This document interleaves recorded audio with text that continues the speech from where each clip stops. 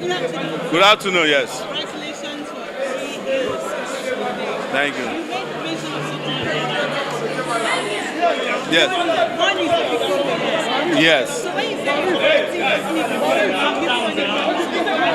what do you mean by that? We said we don't need dirty money.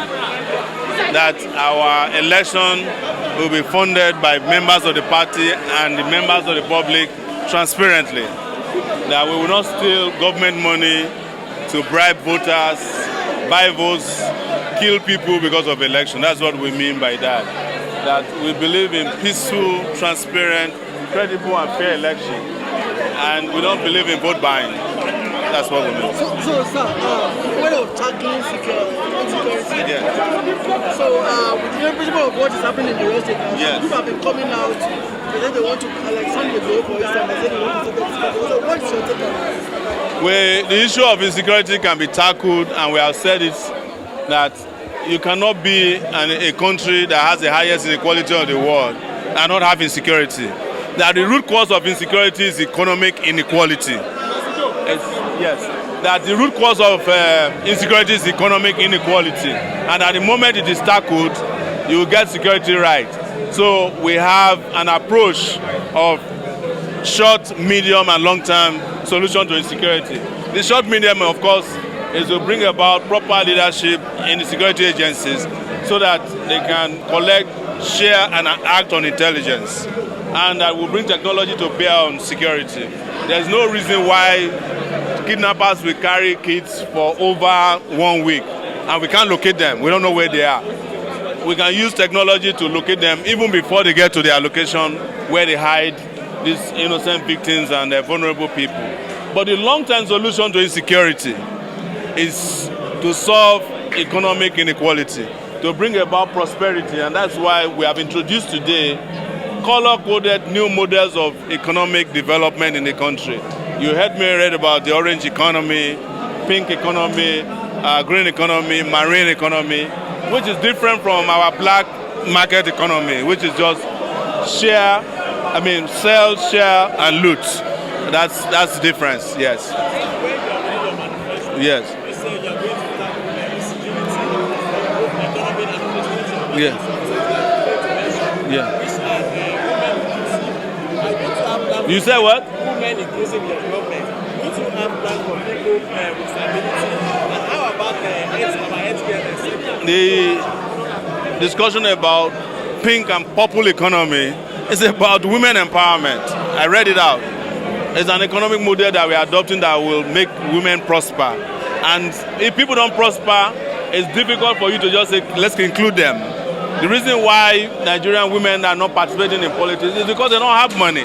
They have to rely on people they call husbands to direct them because they are the ones who are the breadwinners. What if the women have equal access to wealth and prosperity as men? They will have the right of independence to determine how much they get involved in politics. So the empowerment first, and you see women in politics. But with discrimination and men, all these big men controlling the economy, and having no respect for women, not including them, of course, there's no way women will come. And even the issue of purple economy also includes empowerment of disabled persons and bringing them inclusively, financially within the system by providing them jobs, making sure that there's special provision for empowerment. When we say empowerment, we are not talking about distribution of palliatives. We are talking about legitimate policy positions that gives them the right to get jobs, stay in those jobs, provide job security, and totally kick against discrimination against this powerless population.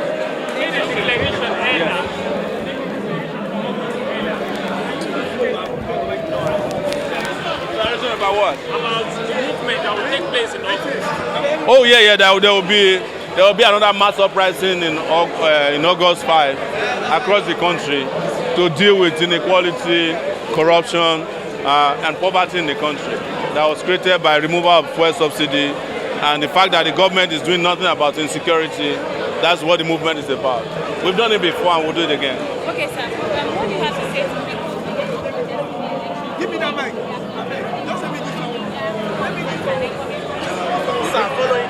The people who are saying that, I've always said that even when we started in 2018, that we don't have experience.